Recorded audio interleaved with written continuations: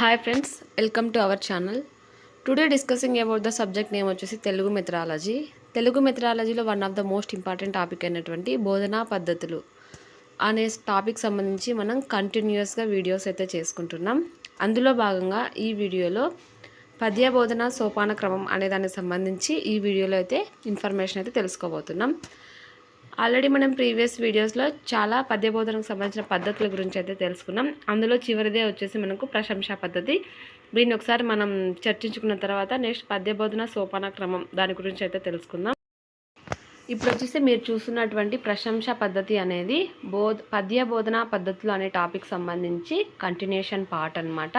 Already మనం 6 బోధనా పద్ధతుల గురించి అయితే తెలుసుకున్నాం. ఇది వచ్చేసి 7వ బోధనా పద్ధతి, అది ప్రశంసా పద్ధతి. దేని గురించి మనం కంప్లీట్ ఇన్ఫర్మేషన్ తెలుసుకున్న తర్వాత పద్య బోధన సోపాన క్రమం గురించి అయితే తెలుసుకుందాం. ఇప్పుడు ప్రశంసా పద్ధతిని చూసినట్టయితే పద్య బోధనలో ఉపాధ్యాయుడు విద్యార్థులచే రాబట్టలేని ధ్వని విశేషాలను, అలంకారిక ప్రయోగాలను, శైలి విన్యాసాలను, కవి యొక్క ఆత్మీయతను, రసపోషణ, అలంకార వైశిష్ట్యం, కవి గొప్పతనం మొదలైన వాని గురించి ప్రశంసిస్తూ విద్యార్థులకు బోధించడమే ప్రశంసా పద్ధతి అన్నమాట. ఇది ప్రాథమికోన్నత దశల విద్యార్థులకు అంతగా ఉపయుక్తం కాదు. ఇది ఉన్నత దశ విద్యార్థులకు మాత్రమే ఉపయుక్తం. చక్కని ప్రతిభా పాఠవాలు ఉండే విద్యార్థులున్న తరగతి గదిలో ఈ ప్రశంసా పద్ధతి మంచి ప్రయోజనకారి అన్నమాట. నేటి విద్యా విధానంలో ఈ ప్రశంసనా పద్ధతికి అవకాశం లేకుండా పోయిందని పండితులు వాపోతున్నారు. నేటి విద్యా విధానంలో ఏ పద్ధతికి అవకాశం లేదని పండితులు వాపోతున్నారు అని క్వశ్చన్ అడిగితే మనం ప్రశంసా పద్ధతి అయితే పెట్టాల్సి ఉంటుందన్నమాట. ఈ ప్రశంసా పద్ధతిలో వచ్చేసి ఎక్కువగా కవి యొక్క రచనా శైలిని కానీ, తన అలంకార వైశిష్ట్యాన్ని కానీ, తన గొప్పతనాన్ని కానీ, కవి యొక్క ఆత్మీయతను కానీ విద్యార్థి గుర్తించి అతని గురించి ప్రశంసించడమే ప్రశంసా పద్ధతి అవుతుందన్నమాట. ఇది వచ్చేసి ప్రాథమికోన్న దశలకు అంత ఉపయుక్తం కాదు, ఉన్నత దశలకు మాత్రమే ఉపయుక్తం అవుతుందన్నమాట.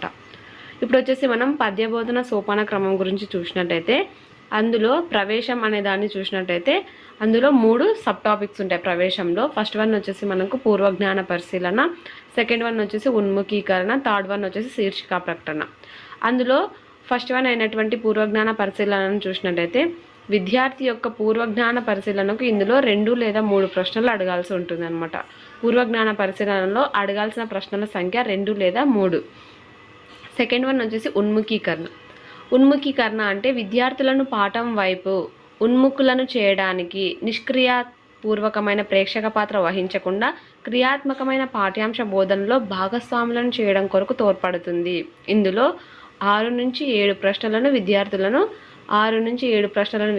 అడగొచ్చు అనమాట. ఉన్ముఖీకరణ అంటే సంసిద్ధులను చేయటం అనమాట. అందులో వాళ్ళు నిష్క్రియాత్మకంగా ఉండకుండా క్రియాత్మకంగా ఉండటం కోసం ఒక 6 లేదా 7 ప్రశ్నలు అడగొచ్చు ఉపాధ్యాయుడు. థర్డ్ వన్ అయినటువంటి శీర్షిక ప్రకటన చూసినట్టయితే ఇందులో కొన్ని సబ్ టాపిక్స్ ఉంటాయి. దీని ద్వారానే కొన్ని ప్రశ్నల ద్వారా విద్యార్థి చేతనే మనం ఏ అంశాన్ని అయితే బోధిస్తున్నామో దాని యొక్క శీర్షికను రాబట్టి దాన్ని ఇక్కడ ప్రదర్శన చేయాల్సి ఉంటుంది అనమాట. శీర్షికను ప్రదర్శన చేయడం ఉంటుంది, అదే శీర్షికా ప్రకటన.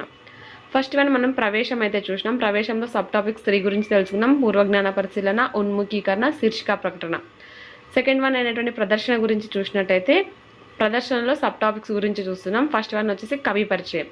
కవి పరిచయాన్ని ప్రశంసా పద్ధతిలో తెలియజేస్తూ చిత్రాన్ని, రచనలను, శైలిని సూచించే చాటును ప్రదర్శించాలి. కవి పరిచయంలో కవికి సంబంధించినటువంటివి ప్రశంసా పద్ధతిలో తెలియజేస్తూ చిత్రాన్ని, రచనలను, శైలిని సూచించే షాటుని ప్రదర్శించాలన్నమాట. సెకండ్ వన్ అయినటువంటి పూర్వగాథ పరిచయం. పూర్వగాథ పరిచయాన్ని నేపథ్యం అని కూడా పిలుస్తారు. దీనిని వివరణాత్మక పద్ధతిలో తెలియజేయాలి. పాఠం మొదటి పద్యానికి పూర్వగాథగా ముందు జరిగిన విషయాన్ని తెలియజేస్తే రెండవ పద్యానికి మొదటి పద్యం యొక్క భావాన్ని తెలియజేయాలన్నమాట. ఈ పూర్వగాథ పరిచయానికి ఒక ఎగ్జాంపుల్ చూసినట్టయితే మనం శకుంతల దుష్యంతుల గురించి ఒక లెసన్ 9లో చదివినట్లయితే దాంట్లో ఏ విధంగా అయితే దుష్యంత శకుంతల యొక్క మ్యారేజ్కి సంబంధించి ఒక చిన్న ఇన్ఫర్మేషన్ అయితే ఇవ్వడం జరుగుతుంది. ఆమె పుట్టుక, దాన్ని ఎవరు కాపాడారు, దానికి ఆమెకి నేమ్ ఎవరు పెట్టారు, ఆమె దుష్యంతులతో మ్యారేజ్ తర్వాత అదంతా చిన్న ఇన్ఫర్మేషన్ అయితే ఇస్తారు కదా, దాన్నే పూర్వగాథ పరిచయం అయితే అంటారు. అలా ఒక చిన్న పరిచయాన్ని ఇచ్చి దాని గురించి అయితే ఎక్స్ప్లెయిన్ చేయడం అయితే జరుగుతుంది అనమాట. దీన్ని పూర్వగాథ పరిచయం లేదా నేపథ్యం అని అయితే పిలుస్తారనమాట. రెండవ పద్యానికి మొదటి పద్యం యొక్క భావాన్ని తెలియజేయాలన్నమాట. ఈ విధంగా పద్య భావాన్ని అయితే తెలియజేయాల్సి ఉంటుంది. నెక్స్ట్ వన్ వచ్చేసి మనకు ఉపాధ్యాయ ప్రథమ ఆదర్శ పఠనం గురించి అయితే తెలుసుకుందాం. దీనిలో ఉపాధ్యాయుడు 3 సార్లు పఠించాల్సి ఉంటుంది. ఉపాధ్యాయుని యొక్క ఆదర్శ పఠనంలో ఉపాధ్యాయుడు 3 సార్లు పఠనాన్ని చేయాల్సి ఉంటుంది. క్వశ్చన్ ఇట్లా కూడా అడగొచ్చు, ఉపాధ్యాయ ఆదర్శ పఠనంలో ఉపాధ్యాయుడు ఎన్నిసార్లు పఠించాల్సి ఉంటుంది అంటే 3 సార్లు పఠించాల్సి ఉంటుంది అనమాట. రాగ లయ తాళబద్ధంగా చదువుతూ విసంధిని పాటిస్తూ భావానికి అనుగుణంగా అన్వయ క్రమాన్ని పాటిస్తూ దీని ద్వారా ఇలా చేస్తూ ఉండటం ద్వారా విద్యార్థి అనేది పద్యం యొక్క కేంద్రీయ భావాన్ని తెలుసుకుంటాడు అనమాట. ఒక పద్యంలో ఇంత ఉంది అని మీనింగ్ అని తెలుసుకుంటాడు అనమాట. ఆదర్శ పఠనంలో ఉపాధ్యాయుడు 3 సార్లు పఠించాల్సి ఉంటుంది. ఆ యొక్క పద్యాన్ని పఠించే టైంలో రాగబద్ధంగా లయబద్ధంగా తాళబద్ధంగా పద్యాన్ని పఠించాల్సి అయితే ఉంటుంది. విసంధిని పాటిస్తూ పద్యాన్ని చదవాల్సి ఉంటుంది. భావానికి అనుగుణంగా అన్వయ క్రమాన్ని పాటిస్తూ పద్యాన్ని పఠించడం ద్వారా విద్యార్థి ఆ పద్యంలో ఉన్నటువంటి కేంద్రీయ భావాన్ని తెలుసుకునే అవకాశం అయితే ఉంటుందన్నమాట. నెక్స్ట్ వచ్చేసి మనం 4th వన్ అయినటువంటి స్థూలార్థ సంగ్రహణం గురించి అయితే నెక్స్ట్ తెలుసుకుందాము. స్థూలార్థ సంగ్రహణం వచ్చేసి మనకు